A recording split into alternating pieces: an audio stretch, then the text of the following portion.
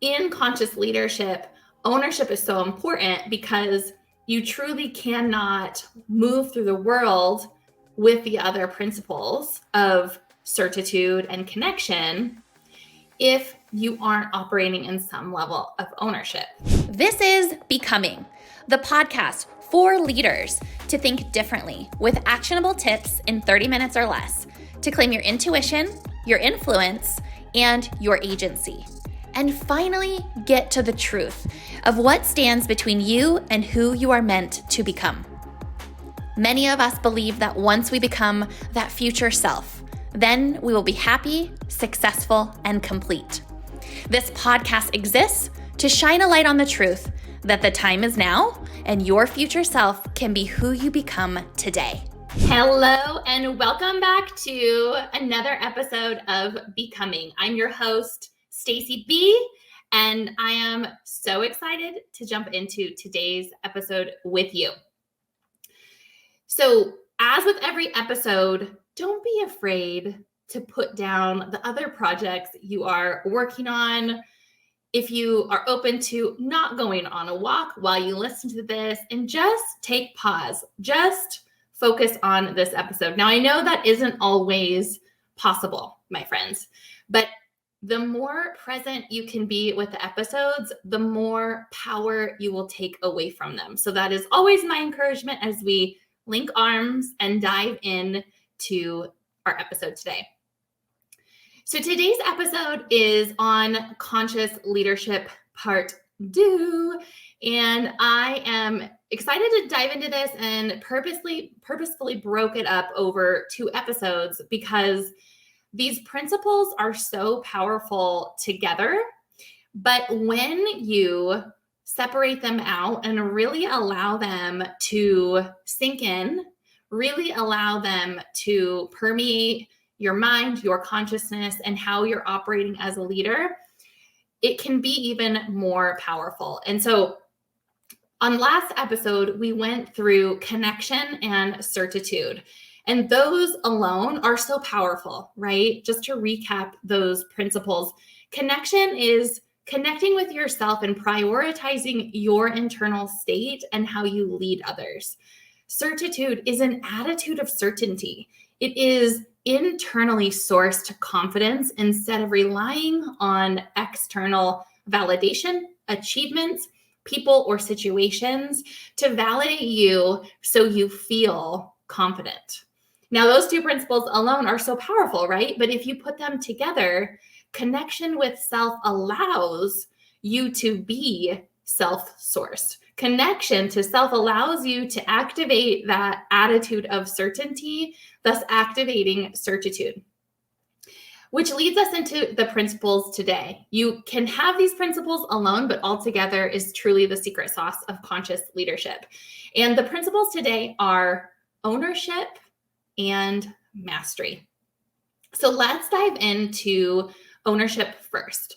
So when I talk about ownership as it relates to conscious leadership, I think it's appropriate to even back up a little bit and address conscious leadership again. So it is very much becoming more mainstream than ever before. Leaders are seeking other options in their workplaces, in their teams, to start to harness the power of being more aware, being more conscious, both as a leader, but infiltrating that into the team. And so when we talk about conscious leadership, what we're really talking about is this idea of taking pause and resting in the power of that pause to be aware in your actions, thoughts, and instructions to your team as a leader, or even if you are working in collaboration with someone. And so ownership is a key part of being a conscious leader, because to be aware, you have to be willing to take ownership. You have to be willing to see that you are the creator in every situation. That's what ownership really means, is you are willing to acknowledge that you had a hand in creating the situation, good, bad, or ugly, right?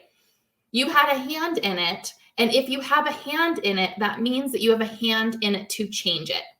And so whether it is your professional life or personal, it does not matter. If you start to show up with a new level of ownership, that's exactly what you're taking ownership of first and foremost. Is if I have a situation that I do not prefer or I do not like, that means that I have the power to make it the way I envision it. I have the power to make it the way I want it. And it truly starts with me and it's up to me. And so when we take ownership, a lot of times we connect that as leaders to our results, right? Own your results. You're the creator of your situation. And what I want you to think about and take away from this episode today is ownership of the path along the way to the result. Because a lot of times, at least the way we were programmed and conditioned, is there has to be a struggle to happiness. There's a struggle to success. And I'm here to tell you today that you can own a different reality. You can take ownership that you desire to create success, not from struggle, but from connection and certitude. And if you make that decision, that ownership allows you to not only have ownership of the result you're seeking, but consciously create the path along the way. And so when I talk about ownership, I want you to think about not only the end result that we're talking about, but the joy and the ease along the way. Now, is every day going to be a honeymoon? Is every day going to be butterflies and rainbows? No, that's not what I'm saying. What I'm saying is ownership of your internal state along the way. And that's a big differentiator, right? We don't have control over all the things externally. We do have control over how we feel. We do have control over our internal state, and that is our fuel. And when I talk about ownership, that's really what, as a conscious leader, is up for you to own at a new level, is how you are doing internally. Are you ready to step into your power as a conscious leader?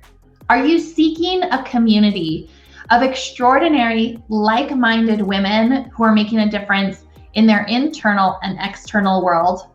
Well, look no further.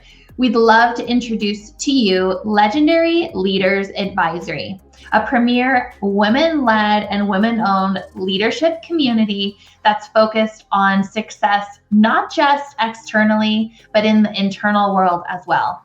We are the first and only leadership community that contributes a portion of its membership fees to fund and inspire the next generation of leaders through both scholarship and mentorship opportunities. And the best part, it's led by its own members. If you're looking for a community with a different conversation that addresses the necessary connection between internal and external results, look no further.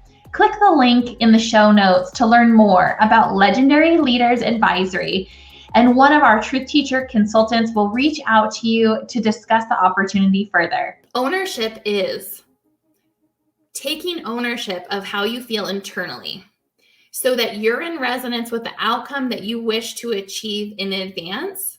So you are creating from that state along the way. Then it's much more pleasurable because you're not making your internal feelings contingent on external. You're owning the fact that you want to achieve something. When you get there, you're going to feel happy. And why not choose that now? And so that's an example of conscious leadership by way of ownership and what that looks like. Ownership, of course, means being resourceful, being results oriented, and leading yourself with honesty, right? We need to check ourselves, right? We all get off track. Every single day we get off track in some way. And it's this idea of, can we take ownership to be more aware and connected to ourselves and be honest and check ourselves along the way and realize that the name of the game is that we are going to get off track, and it's all about coming back to that calibration, to that center point. And so in conscious leadership, ownership is so important because you truly cannot move through the world with the other principles of certitude and connection if you aren't operating in some level of ownership, right? We have to be able to really own the path we're on, own where we are currently. And I think that's something that I want to add here, is that a lot of times we're really clear on where we want to go. And sometimes we're not willing to see where we are. And we have to take ownership of where we are without making it wrong for us to really catapult into the success and what's meant for us. Because a lot of times there can be some regret. Maybe things aren't going as fast as you want them to. Maybe there has been a speed bump along the way. I'm telling you that if you start to operate in the world with a level of ownership, no matter what, it's up to you. And if you're anything like me, you can bet on yourself 150% and know that you can make the change. So that's the first piece, ownership. Now let's dive into mastery. I love mastery, this word. It's really a word that is all encompassing. And I was actually talking to Abby about this word earlier today because of something I'm going to share with you in a future episode. So you'll have to tune in. But we were talking about mastery, and we were talking about, how the word mastery allows us at different levels of our lives to expand in different ways we weren't expecting. Where if we were talking about a word like responsibility or, unlimited, it's not all encompassing to me as mastery is. And mastery is such an important pillar, because no matter where you are in your leadership journey and in your professional journey, there's always another level of mastery. There's always something that we are learning, we are leaning into, we are growing in. And it's not always what we think, right? It doesn't always look like we think it should, or it can arrive in a way we weren't expecting. And so mastery, the way I want you to think of this is, mastery is what do you do once you know it all? What do you do once you know it all, right? That feeling of you've really mastered a topic, you've mastered a skill or a technique. Mastery is, where is the next expansion, even though I consider myself an expert in this area? I'll give you an example of what I'm talking about. So as many of you know, I recently welcomed my daughter into the world earlier this year. And I've been on the journey of getting back into workouts, getting my core strength back, all of the things, bouncing back to strength and that physical activity. And I started working out with a trainer, and this trainer has been really interesting for me because, just a little background, I've always worked out. I've said for years, working out is my sanity. I love, lifting heavy and being challenged with HIIT workouts and, hitting weights in the gym that way. And so this particular trainer, as he was building out my workouts, and we did our first workout, he required 1 to 2 minutes of rest between sets, almost as if it were an exercise itself. And as someone that, again, I'm coming in with this attitude of like, I'm ready to get back in the gym. I know what I'm doing. This isn't my first rodeo, right? There's ego there, I'm sure. And it really caught me off guard when I started, because I was like, okay, I have to sit here for 1 to 2 minutes. All of you out there that are go-getters, you know what I mean, right? It's like, let's get on to the next rep, the next set. I want to get in and out of here in 30 to 45 minutes. Let's go. And what was really fascinating is the first experience of this, I had resistance to his instruction to rest. I had resistance to this. And as I sat and pondered this very simple ask from my trainer of resting, what I started to realize is that the muscles can't fully gain the benefit of the workouts I'm doing if I'm rushing into the next set, if I'm not allowing my body to rest, right? It's like the muscle can't grow or develop into all that it's meant to be to serve this vehicle, my body, the way it's meant to serve it, if I'm constantly, rushing set to set. And so for me, this ties in beautifully to mastery, right? I'm someone that has a lot of experience in the gym. I have a lot of experience. I'm very physical. I love, that high intensity activity. And here I am in a situation where I could easily say, I'm an expert in this. And someone is making me more whole in my perception of looking at working out. My level of mastery is going from, let's say, level 5, of being very competent, even excellent at working out, to this next level of appreciation for the rest, right? So I have this opportunity to expand in a more complete, holistic approach with my workouts by way of incorporating rest. Now, here's what the interesting thing is. I've been working out with this guy for, it's like been 2.5 weeks. And I feel like I've seen more results in that amount of time than when I used to hustle the workouts before. And so again, it's showing me another level of mastery. So this example, take this into your life, right? What is something that you do really well or really well? What is the next level for you? What is that next level of mastery? It might not be what you think, but it's so important as conscious leaders to be in partnership with mastery. Because when we are in partnership with mastery, what we're committed to is how open we are when we think we know it all, how open we are to always improving, always, being in that student type of mindset.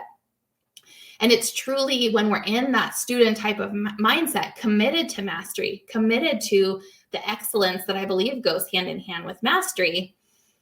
And when we're in that space, what's so beautiful and amazing about it is that we allow ourselves to go deeper on things that we didn't know there was more depth to explore. We allow ourselves to welcome in people that may know different aspects of a topic that we felt really well versed in. And so if we take these conscious leadership pillars all together, we have connection, certitude, ownership, and mastery. And you can see how one standing alone is so powerful, right? If I'm committed to being masterful in all that I do, I'm committed to always learning, being that student, and going deep on things that maybe I think I know. Prioritizing connection with myself, right? If I just stand up that pillar on its own, it's so powerful. I'm a more connected person and leader, and I'm prioritizing my internal state as I go into meetings, as I go into different engagements. And again, standing that on its own is super powerful. But when we put these all together, you truly build a house that cannot ever be knocked down. As a conscious leader, we build a house of consciousness that no matter what team member, no matter what new client opportunity comes our way, we have the ability to stand on these pillars and the ability to be rooted in such a way that no matter what you're applying this to, it's in resonance with the highest potential of you, right? And so sit with these pillars. I encourage you, sit with these pillars on their own and feel into, how does this apply if I just take them alone? Connection, certitude, ownership, and mastery. And then sit with them all together. And in future episodes, we'll take you through some different exercises that can take this work deeper. But for this episode today, sitting with these and incorporating them into your life as almost your check and balance of, am I being conscious in my dealings? Am I being the highest and best version of me? How am I showing up? And can I confidently say, I'm being masterful? I'm showing up connected first. I am operating in an attitude of certainty and taking that radical ownership. Can you check yourself? That's the purpose of this podcast today, is to give you a framework, give you these pillars so that you can start checking yourself as it comes to conscious leadership. So go out there, Be more connected, prioritize that. Take radical ownership because you have the power to create whatever it is you want to create. Choose to walk in certainty, in an attitude of certainty, and commit to being masterful. You deserve it, your teams deserve it, and the world deserves to see a model of what that looks like. Are you experiencing change and breakthroughs as you listen to Becoming? If so, show us some love and hit the subscribe button, leave a review, and share an episode. I love bringing this content to you each week, and together, listener by listener, we can wake up the world. See you next week.